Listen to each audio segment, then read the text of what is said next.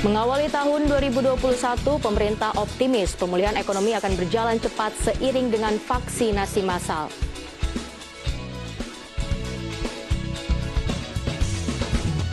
Enam program bantuan sosial diperpanjang di tahun 2021 dengan anggaran sebesar 110 triliun rupiah.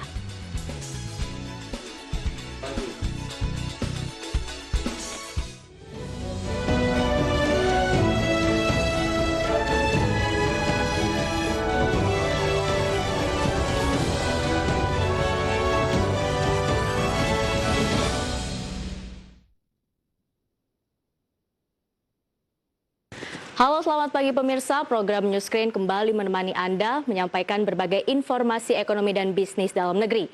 Selain dua informasi utama tadi, sejumlah informasi ekonomi dan bisnis lainnya akan kami hadirkan. Bersama saya, Mangi Vera Chong, inilah Newscreen selengkapnya.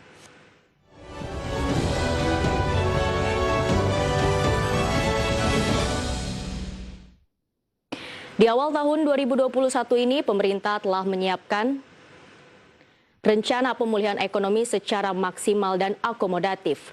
Menteri Koordinator Bidang Perekonomian sekaligus Ketua Komite Penanganan COVID-19 dan Pemulihan Ekonomi Nasional Airlangga Hartarto menegaskan bahwa perekonomian Indonesia menunjukkan sinyal positif.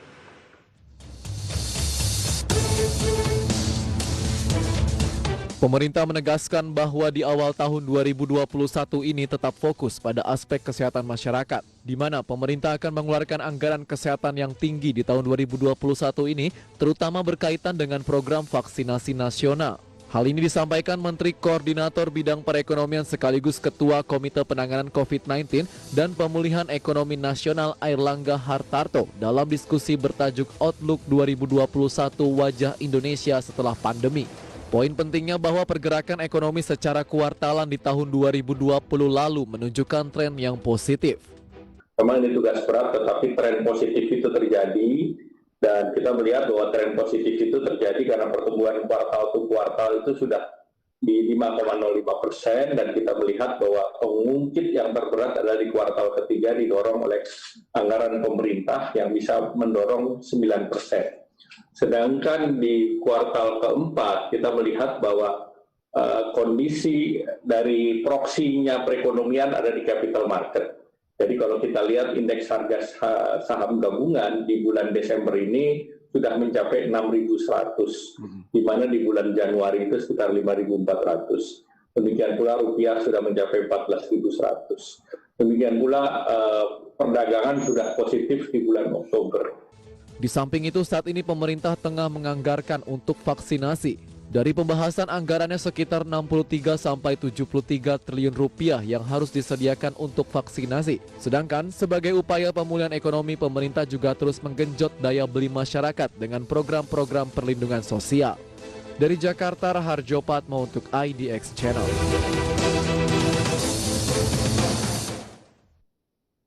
Ya pemirsa, pemerintah melalui Kementerian Perindustrian memproyeksi investasi sektor industri di tahun 2021 mencapai 323,56 triliun rupiah. Hal ini seiring dengan adanya sejumlah perusahaan yang melakukan relokasi pabrik di Cina.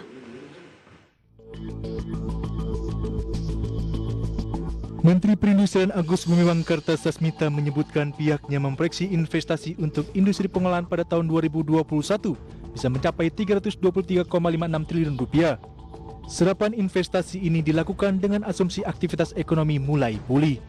Terlebih pandemi COVID-19 semakin terkendali, yang membuat investasi sektor industri hingga September 2020 lalu tercatat mencapai 265 triliun rupiah atau naik sebesar 37% dibandingkan periode yang sama tahun 2019 lalu.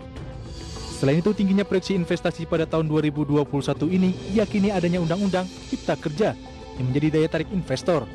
Terlebih lagi adanya sinyal positif dari sejumlah perusahaan yang akan melakukan relokasi usahanya dari Cina dan beralih ke Asia Tenggara termasuk Indonesia. Investasi sektor industri pengolahan di tahun 2021 diproyeksikan akan tetap naik hingga mencapai 323 triliun rupiah. Ya, ini proyeksi kami ya, pada tahun 2021 akan masuk investasi di sektor industri manufaktur sebesar 323 triliun rupiah. Di samping akan mengejar para investor yang akan merelokasi pabriknya dari Cina, Kemenperin juga memastikan akan melakukan kerjasama dengan perusahaan asal Jepang, yakni Toyota, terkait komitmen untuk memproduksi kendaraan listrik di Indonesia sebesar 28 triliun rupiah yang akan dimulai pada tahun 2023. Dari Jakarta, Ade Firmansyah untuk IDX Channel.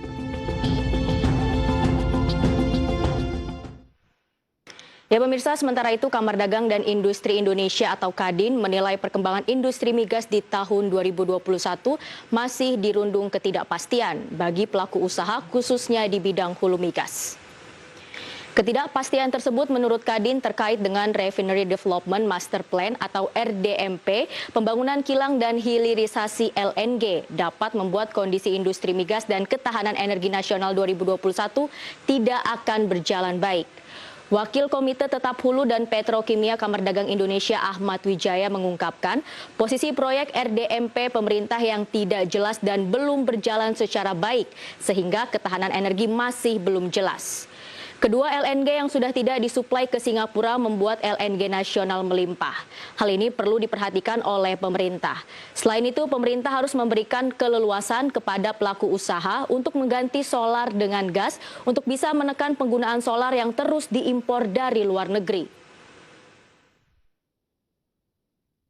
Tapi kita kalau di dalam kondisi ketahanan energinya belum mutlak terlaksana dengan baik, dengan kapasitas pemakaian solar sudah di atas 70 jutaan lebih kurang ya, 70 jutaan kiloliter sekian masih menjadi bagian daripada import ya. Kita di satu sisi ada gas yang melimpah dan LNG yang melimpah. Gimana memindahkan atau Selanjutnya pemirsa, untuk sektor pariwisata, Kementerian Pariwisata dan Ekonomi Kreatif telah menyiapkan 3 program yang menjadi langkah awal untuk membangkitkan pariwisata di tahun 2021.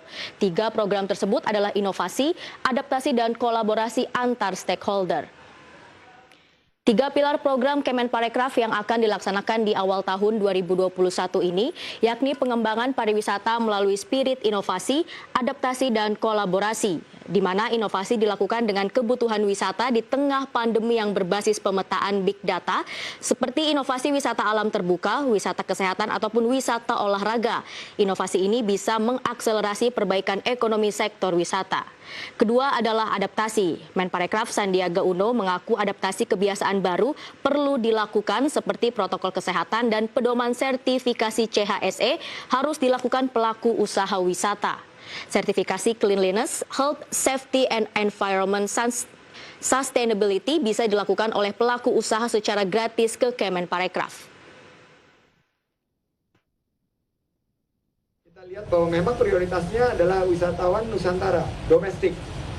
Jadi produk-produknya juga eventnya outdoor tourism ya, seperti ini outdoor, ada sports tourism, kita bicara lari, kita bicara golf, bicara begitu banyak, sepeda, open water swimming, ini yang lagi kita kembangkan dengan MOU dengan Pak Menpora ya, Pak Menteri Pemuda dan Olahraga, dan wellness and health tourism.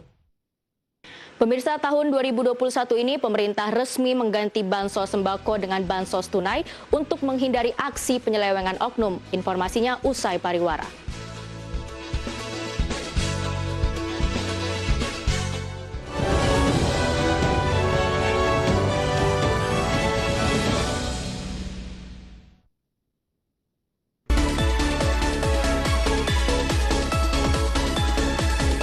Christmas spelled of love, hope, and joy. Pass it on to everyone in your life. Have a great Christmas and Happy New Year.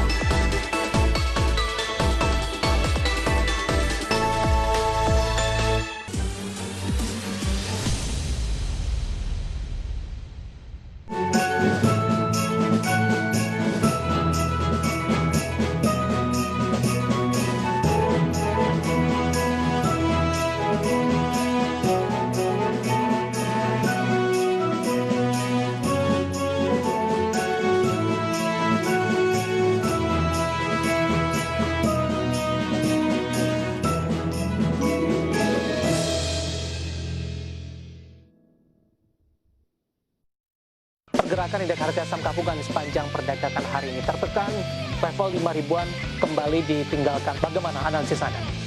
Masih ada peluang turun lebih lanjut. Kalau misalkan regionalnya memerah, nah maka tidak tertutup kemungkinan kita juga akan ketularan kan. Dan beberapa perbankan yang diduga melakukan transaksi mencurigakan dan semoga bisa menjadi salah satu referensi untuk Anda dan seperti apa ke depannya.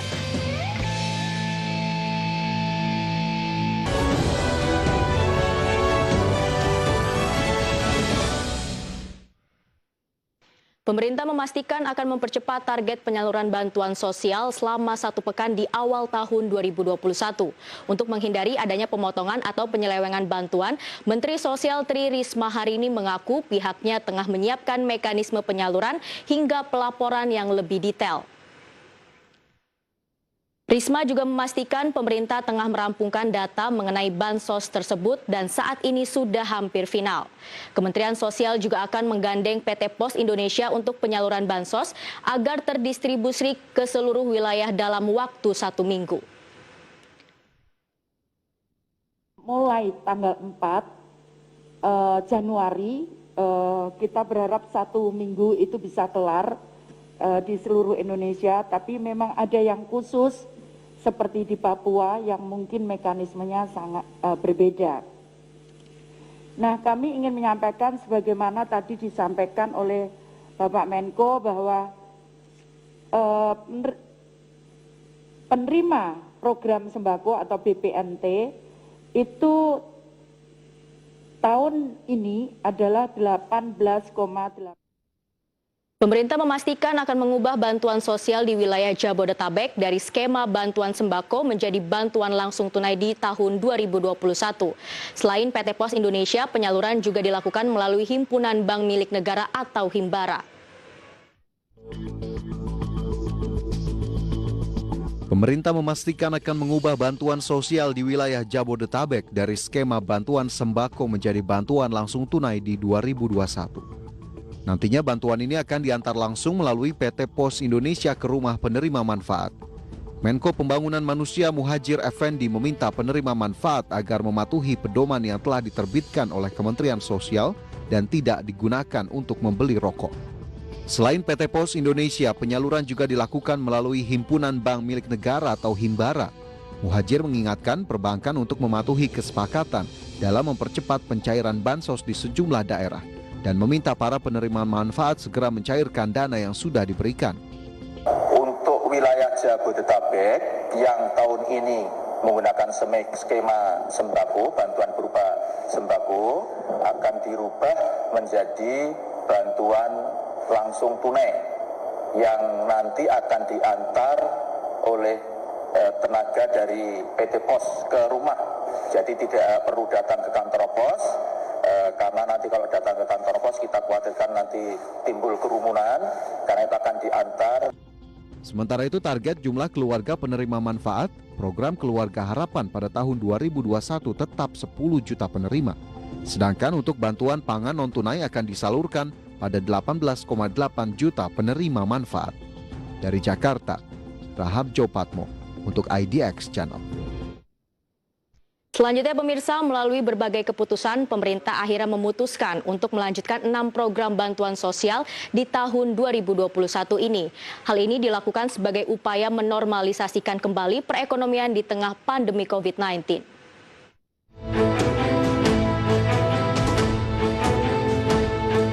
Dengan adanya program bantuan sosial ini merupakan bentuk dari pemerintah yang selalu hadir untuk masyarakat yang membutuhkan. Beberapa bantuan sosial yang akan terus berlanjut sampai tahun 2021, bahkan pemerintah telah menyiapkan anggaran sebesar 408,8 triliun rupiah dari APBN 2021 sebagai pelaksanaan program perlindungan sosial. Selain itu, Presiden Joko Widodo juga telah menginstruksikan agar anggaran belanja segera direalisasikan sejak awal tahun. Kepada Kementerian Sosial, Jokowi berpesan supaya bantuan sosial disalurkan ke penerima manfaat sejak awal Januari 2021 ini. Terdapat 6 bansos yang akan dilanjutkan di tahun ini. Di antaranya program Keluarga Harapan atau PKH, program Sembako Bantuan Pangan Non-Tunai atau BPNT, Bansos Tunai, Kartu Prakerja, BLT Subsidi Gaji, serta BLT Banpres UMKM.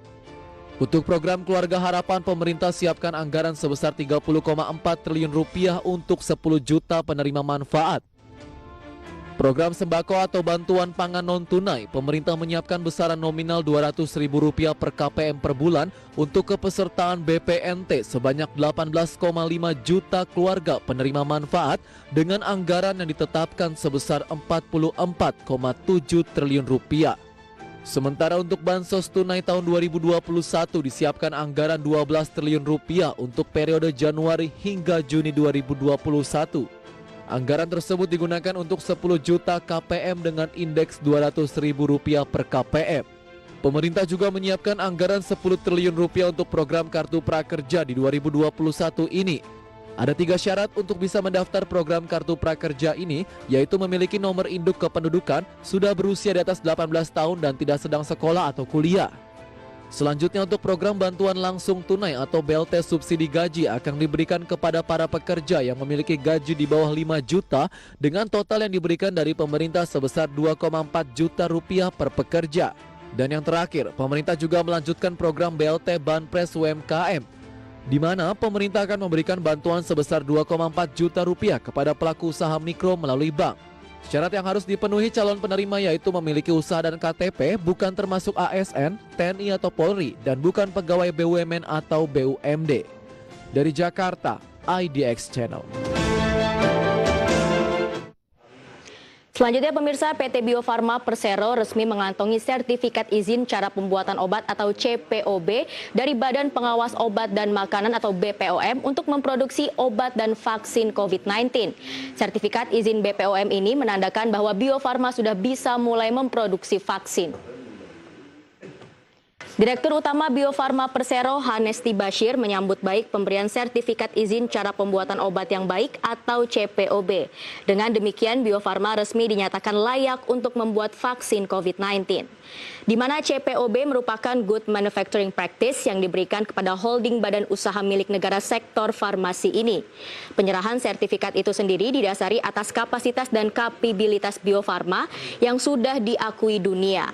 Selanjutnya Bio Farma akan segera melakukan produksi vaksin COVID-19 secara massal dan juga menyiapkan sistem digital yang terintegrasi guna memastikan distribusi vaksin bisa dipantau hingga diberikan kepada seluruh masyarakat. Yang ditunggu-tunggu sertifikasi CPOB dari Badan POM. Dengan demikian Bio Farma sudah sangat layak untuk bisa memproduksi vaksin COVID yang memang sudah ditunggu kehadirannya oleh masyarakat Indonesia. Kemudian juga sistem distribusi kita juga sudah menyiapkan. Pemirsa, tetaplah bersama kami karena sesaat lagi Newscreen akan kembali dengan informasi seputar pasar modal dan kinerja emiten. Newscreen segera kembali.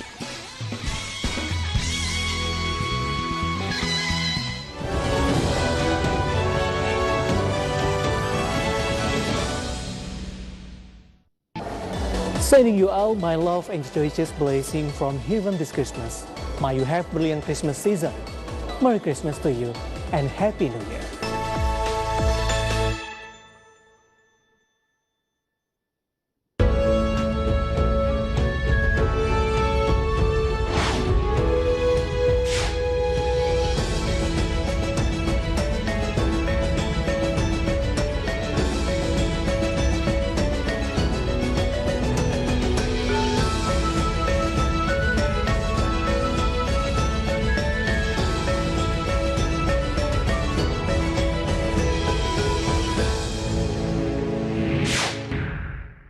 Pergerakan indeks harga saham gabungan sepanjang perdagangan hari ini tertekan, level 5 ribuan kembali ditinggalkan. Bagaimana analisis Anda? Masih ada peluang turun lebih lanjut. Kalau misalkan regionalnya memerah, nah maka tidak tentu kemungkinan kita juga akan ketularan kan. Dan beberapa perbankan yang diduga melakukan transaksi mencurigakan dan semoga bisa menjadi salah satu referensi untuk Anda dan seperti apa ke depannya.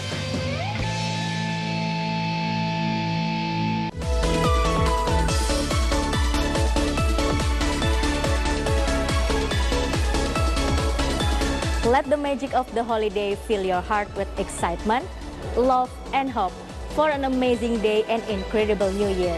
Have a wonderful Christmas, everyone, and Happy New Year.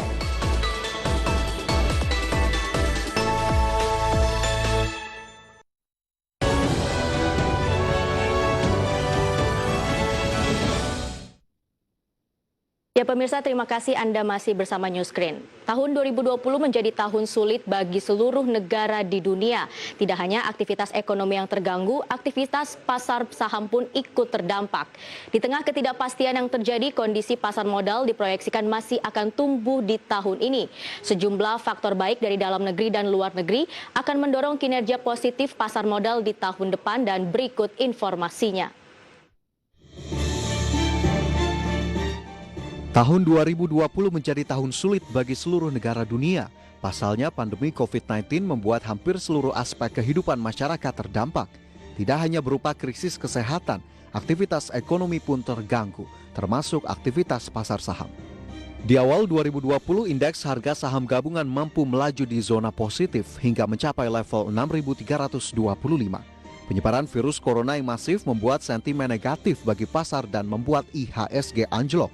Otoritas pun menerapkan berbagai kebijakan untuk menahan laju penurunan indeks. Beberapa di antaranya dengan melakukan penghentian saham sementara atau trading halt, mengubah batasan auto rejection atas perdagangan saham di bursa, dan mengizinkan emiten untuk melakukan pembelian saham kembali atau buyback tanpa RUPS. Berdasarkan data IDX Channel, IHSG mencapai titik terendah pada Selasa 24 Maret 2020. IHSG berada di level 3.937. Posisi tersebut anjlok 37,49% dibandingkan posisi akhir tahun lalu. Usai menyentuh titik terendah, IHSG kembali bangkit karena adanya sentimen dan harapan bahwa perekonomian akan kembali pulih. Hingga pekan terakhir Desember 2020, IHSG sudah kembali menembus level 6.000-an. Otoritas Jasa Keuangan menilai penguatan IHSG didorong oleh meningkatnya aktivitas yang dilakukan investor retail. Di tengah pandemi dan pemberlakuan kebijakan pembatasan sosial berskala besar, justru membuat investor retail semakin aktif bertransaksi. Berdasarkan data Bursa Efek Indonesia per 19 November 2020, jumlah investor pasar modal yang tercatat mencapai 3,53 juta investor. Jumlah tersebut melampaui target bursa yang mematok 3 juta investor di tahun ini. Dari angka tersebut, 42,6% atau 1,5 juta diantaranya merupakan investor saham dan sisanya investor reksadana dan obligasi. Sementara itu, hingga akhir Desember 2020 tercatat 51 perusahaan telah melakukan penawaran umum perdana saham atau IPO. Jumlah ini lebih sedikit dibandingkan capaian tahun sebelumnya, sebanyak 55 perusahaan yang melakukan IPO. Di tengah ketidakpastian yang terjadi, kondisi pasar saham diproyeksikan masih akan tumbuh di tahun depan. Sejumlah faktor baik dari dalam negeri dan luar negeri akan mendorong kinerja positif pasar modal di tahun depan. Dari dalam negeri, perkembangan positif distribusi vaksin diharapkan dapat memberikan sentimen yang positif terhadap ekonomi real dan pasar finansial. Selain itu, pengesahan Omnibus Law berpotensi menjadi sumber baru pertumbuhan ekonomi Indonesia. Sementara dari sisi eksternal, kinerja positif pasar modal didukung oleh hasil dari pemilu Amerika Serikat. Meskipun diperkirakan tidak menghilangkan ketegangan geopolitik sepenuhnya terkait dengan konflik dagang, namun besar kemungkinan pendekatan yang dilakukan akan lebih tidak konfrontatif dibandingkan dengan pemerintahan sebelumnya, sehingga gejolak pasar terutama di negara berkembang akan berkurang. Berbagai sumber untuk IDX Channel. Ya pemirsa, informasi tadi mengakhiri kebersamaan kita di Newscreen Morning kali ini. Saksikan Newscreen Morning setiap pukul 8 waktu Indonesia Barat dan perbaharui terus informasi ekonomi dan bisnis Anda dengan menyaksikan IDX Channel, your trustworthy economic, business, and capital market channel. Terima kasih atas kebersamaan Anda pemirsa, saya Mangi Feracong, sampai jumpa.